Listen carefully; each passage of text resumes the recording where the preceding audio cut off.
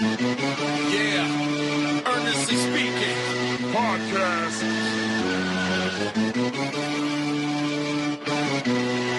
Let's get it.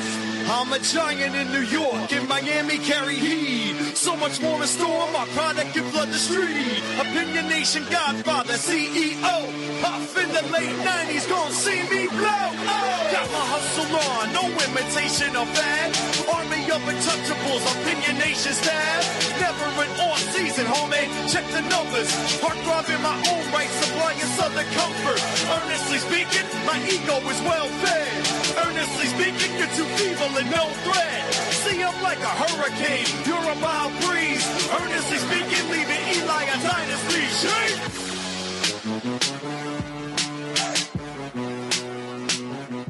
Earnestly Podcast coming to you Monday, August 25th, 2025. We are going audio only today because once again, the Wi-Fi.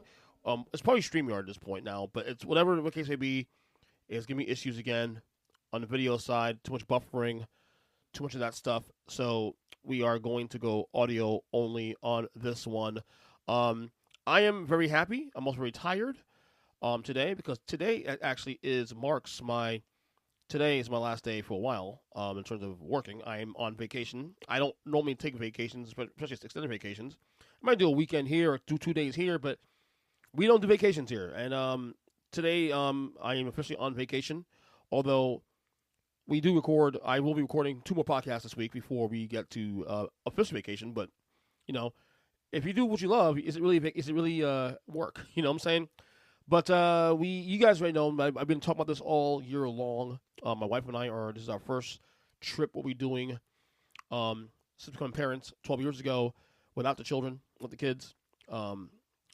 And we are going to New York. We are going to New York to go to a concert. Now, we're going to be doing many things in New York outside the concert, but the concert is the main reason we're going to New York. We are going to see System of a Down play live. They haven't been together in 20 years. Quite frankly, they're not even together anymore. They're just doing shows here and there, sporadically, whatever. And they're only doing 5 shows, 6 shows. No real tour, but it was enough of a priority for us to make it a priority to go see these guys while we could.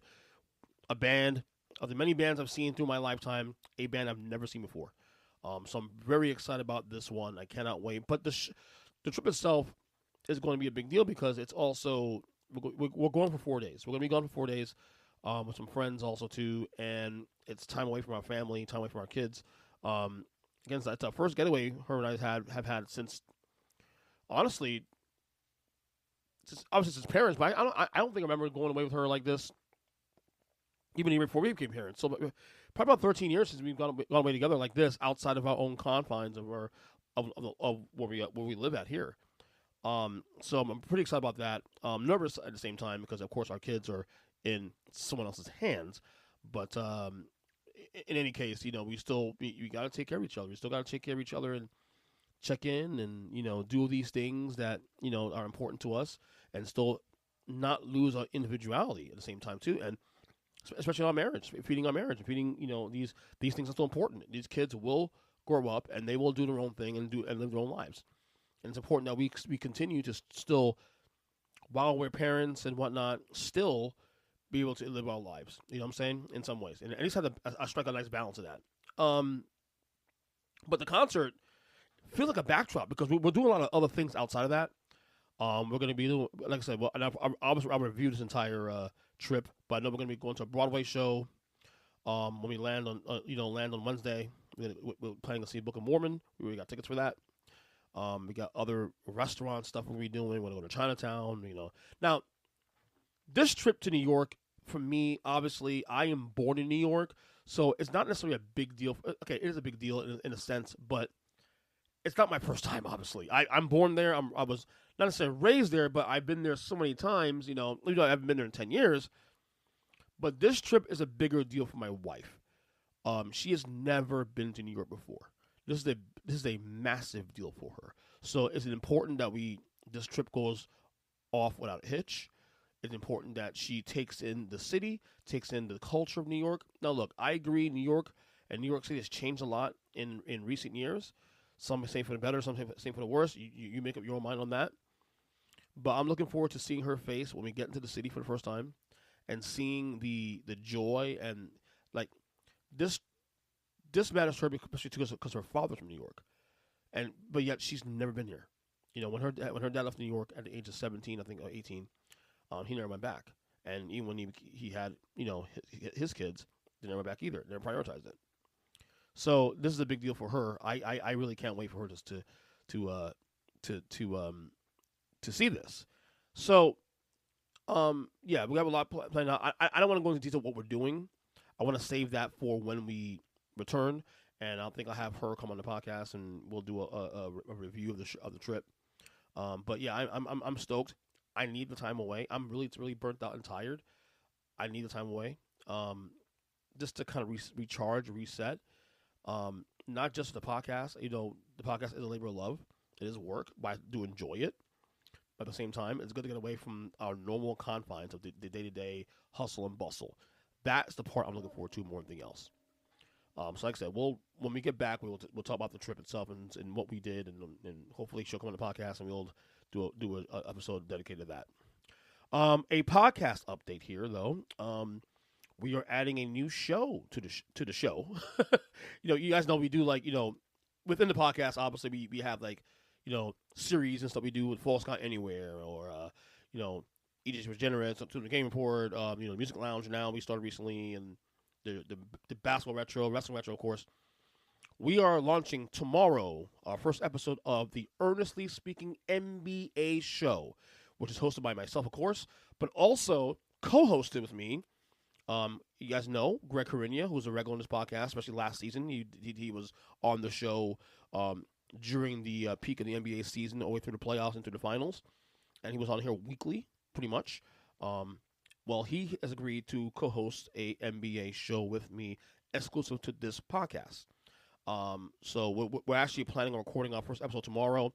We're just gonna go over some of the off-season stuff that's going on, the schedules, and some of the things going on in the league. Since free agency started, since season ended. Obviously, NBA is right now no one's talking about that now because football's starting next week, but NBA's around the corner. The schedule for that will be most likely the start of the year. So basketball starts in October. The plan is that for him and I to go bi-weekly at least, or at least every few weeks at the start of the season. And then as we get towards the end of the NFL season, we'll start going weekly. So we're figuring out by January, we'll start going, or at least around Christmas time, when the NBA season starts to really pick up and the NFL, both the NFL and college season starts to wind down, we'll start doing more of the NBA content on a weekly basis. So this is an idea that I'm very excited about. Greg, of course, loves coming on the show. He's been coming on the show for quite a few years now, but much more regularly in the last couple of years, and especially last season. A lot of people loved him on the show, his intellect and his analysis, and so it was a great time with him. I had the idea to do this, an NBA exclusive show on this feed, and we're going to do that on this show. So we're going to launch that episode the pilot episode, and call that tomorrow. Look out for that. Let me rephrase that. We're recording that episode tomorrow, but I think we're going to drop that episode on Thursday, most likely. So I'll be away. Even though I'll be away on vacation, you won't know that. We have stuff here planned this week on the feed of content all week long. So I don't want to leave you guys stranded, of course. So we want to take care of you guys and have some content for you guys to listen to. Now, some of you guys may not like basketball. That's fine. And I have wrestling content also. I'll be dropping as well too in the week. But some of y'all may like wrestling, some don't. I mean, it is what it is there. But we will have some content, a week's full of content while I'm away this week. And, of course, the NBA show will be recording tomorrow and launching it on Thursday. That's the plan. Now, I may change my mind last minute and just drop it tomorrow. Who knows? But that is the plan this week. So, yeah, I'm looking forward to that. Like I said, the schedule will be bi-weekly to start the year, and then weekly as we get towards the end of the the football season. Um, so starting tomorrow, at my day job, I will be making my formal return to playing fantasy football. I have not played fantasy football in what? At least 6 years, probably longer. Look, I don't hate fantasy football. I like it, but I also feel like my love of the game when I did play fantasy back in the day, I felt like it's gonna sound really stupid, but I felt like it sapped away some of my love of the game because when I start having conversations about football with people, friends of mine, or random people on the streets, they will talk about how good a bad player is, depending on their fantasy numbers. And I always hated that. It always bothered me. I remember one of the big arguments I had back in the day was that back in 2017, 2018, when Russell Wilson was certainly an MVP candidate, people saying that, oh, he ain't that good. Russell Wilson that good because his fantasy numbers aren't measuring up to the top guys. And I knew when I started getting annoyed by that, I started saying, I got to get away from this stuff. Because you're not going to tell me a guy who's a winner like Russell Wilson, a Super Bowl winner, a guy who was putting up really, really solid numbers. He wasn't putting up 400 yards a game like Dan Marino and Drew Brees, but he was still a top 5-ish quarterback in the league at the time. And you're going to tell me he's not good because his quote-unquote fantasy numbers aren't up to par to where you want it to be? That's why I knew I was out. Because I love football for football's sake, okay? You're not going to tell me anything otherwise that some players are not good because of their fantasy numbers. Get the hell out of here. The numbers are numbers, and that's it. But at my day job, I do the podcast there as well, too, every week. And we put together a league with a bunch of employees, including my bosses. And I said, yeah, I'll join the league. And it's more for just for bonding and all this stuff. And so I'm looking forward to it.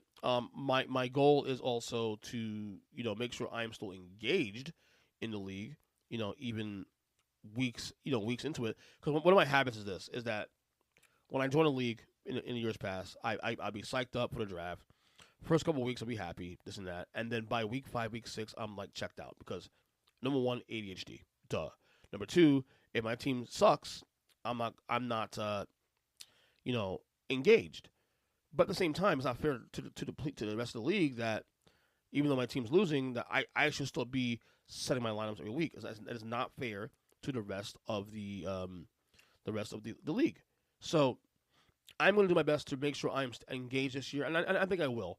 I already got invited to join more other leagues. I turned them down because, listen, the only reason I'm joining this league is because of the bonding experience with my fellow employees. Otherwise, I am not. I would not be playing this league, honestly. I'd rather be doing sports betting. I'd rather be doing, if anything, I'd rather do daily fantasy. It doesn't require a year-long commitment. It requires the 1 day or the 1 week, whatever you call it, and that's it. So, but I'm kind of jazzed up for this one. Actually, we keep you guys posted. I think on the next episode I do, I'll probably reveal my team, and we'll make some content here. We'll follow along, see how I'm doing throughout the season and whatnot, and we'll go from there. But football on the corner, and I'll tell you what, I'm a New York Giants fan. You guys know, it's been a rough, to say the least, 12, 13 years since our last Super Bowl title, since 2011. But I have to be honest with you.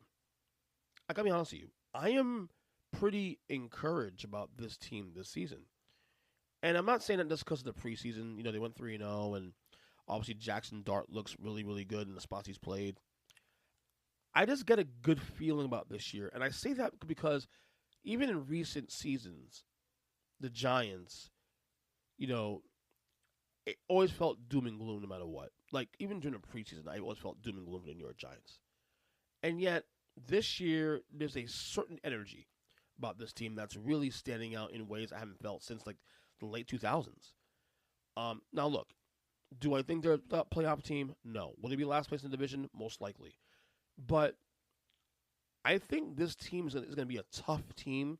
They're going to be a hard out week to week. Their defense on paper, in my opinion, is a top 5 to 10 defense in the league. You got those guys, Brian Banks and Abdul Carter, the rookie, who I have for rookie of the year. Thibodeau still came on. Thibodeau's still there in the last year's deal. They got a bunch of guys. Dexter Lawrence. Their defense is going to be really, really good.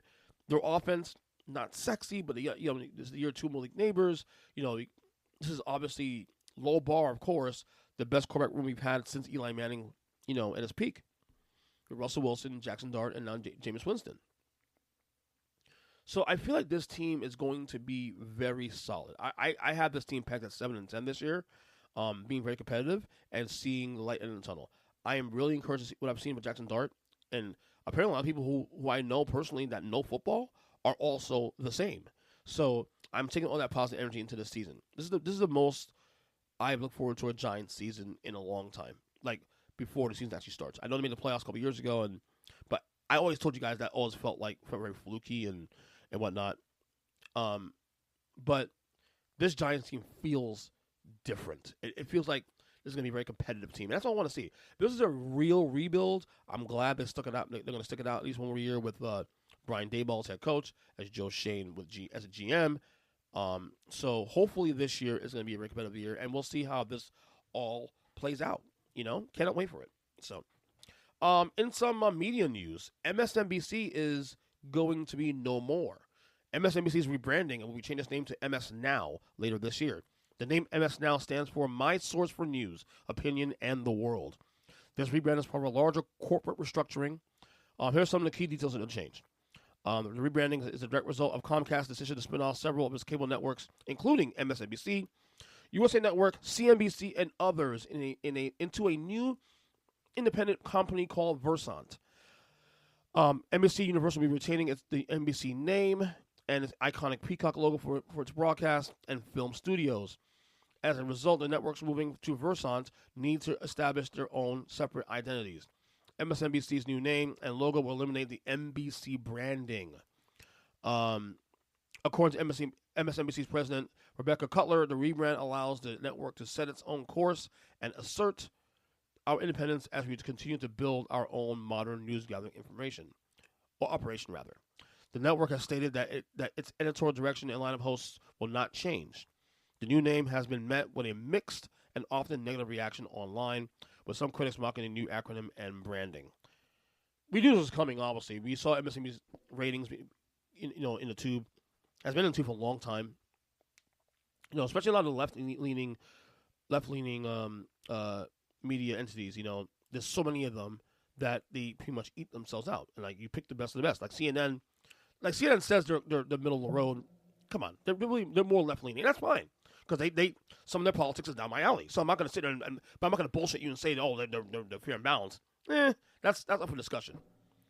But MSNBC has always been relatively hard left, which is, again, not a problem, but at the same time, when you have so many networks doing the same thing they do, and then on top of that, let's be real, cable news is starting to die now too, little by little. Fox News has a lane because they're the only brand that does what they do.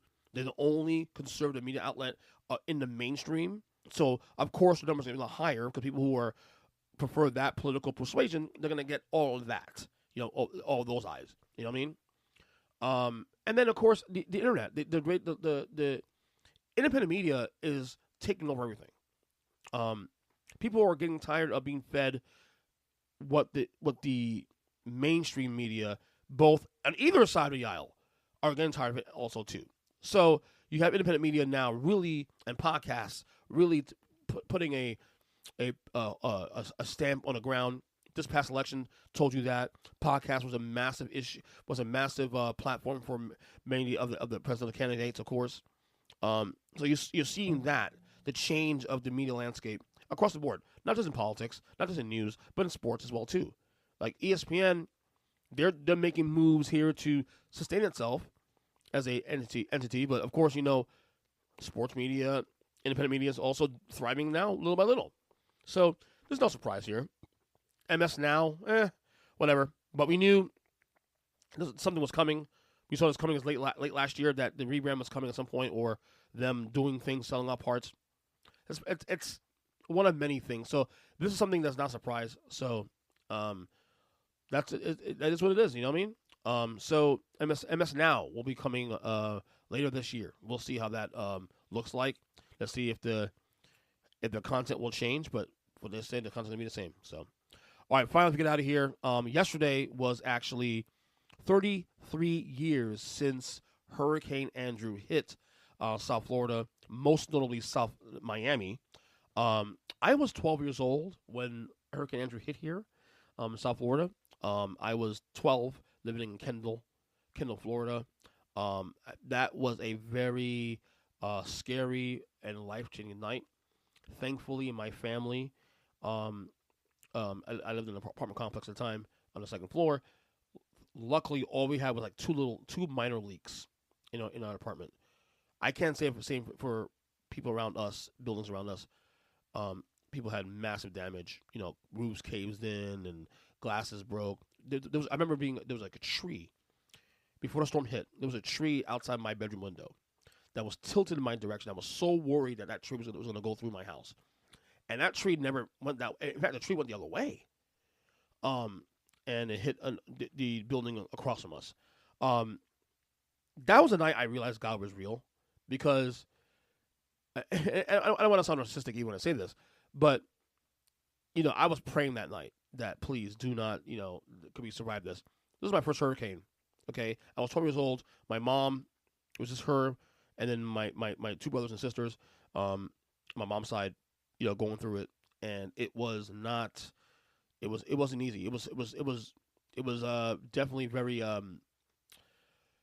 scary. I mean, I remember us being lined up in the living room, not in the room, rather in the hallway, because they say the best place to be at in a storm is either in the hallway, where it's very padded up, and in terms of the structure, or be in the bathroom. And I remember having our mattresses all set there in the hallway, and I remember my mom being on the phone with my grandmother, my granny, the entire night. She was in New York, of course, and just giving us, making us make sure we're okay and checking on us. And yeah, it was scary, man. But we went through it. We got through the entire night. It was, that was the night I realized God was real. So every time I think of hurricanes, that hurricane to me stands out the most, being a young age. And that's a Category 5 storm. I remember all the, it's funny, 33 years later, you can still see remnants of that storm. If you drive down Homestead and down South Florida, going toward the Keys, obviously it's different now, but if you look really closely, you can see some remnants of that storm still. Very little now, 33 years later, but still, it's still out there. I remember Country Walk getting destroyed. Everything south of Kendall got destroyed. A couple of my relatives' houses did not do very well. I know they changed a lot of the building permits changed after the storm. It had to be upgraded because the storm, they couldn't handle the storm. So, man, but every time I look back at the time, Hurricane Andrew, 1992, August 24th. I remember Brian Norcross being on the radio from NBC at the time. He was the real hero, and following this direction. I, to be honest, you became obsessed with hurricanes as a result of the storm. So, yeah, 33 years. I can't believe 33 years later, and still to this day remember exactly where I was. So, anyway, that would do it for this podcast. Dated August 25th, 2025. I am on X at EJ Christian 7, Earnestly podcast across all podcast catchers, especially on YouTube at youtube.com/Earnest Christian. Of course, this is the audio version of the show. Since my video side is not really up to speed today, but we will talk to you guys soon. Until next podcast, next time I get back, do the next solo pod, we'll talk about my trip to NYC, the greatest city in the world. So, till then, God bless you guys, and enjoy the rest of the content the rest of the week. Love you guys. Take care, and see ya.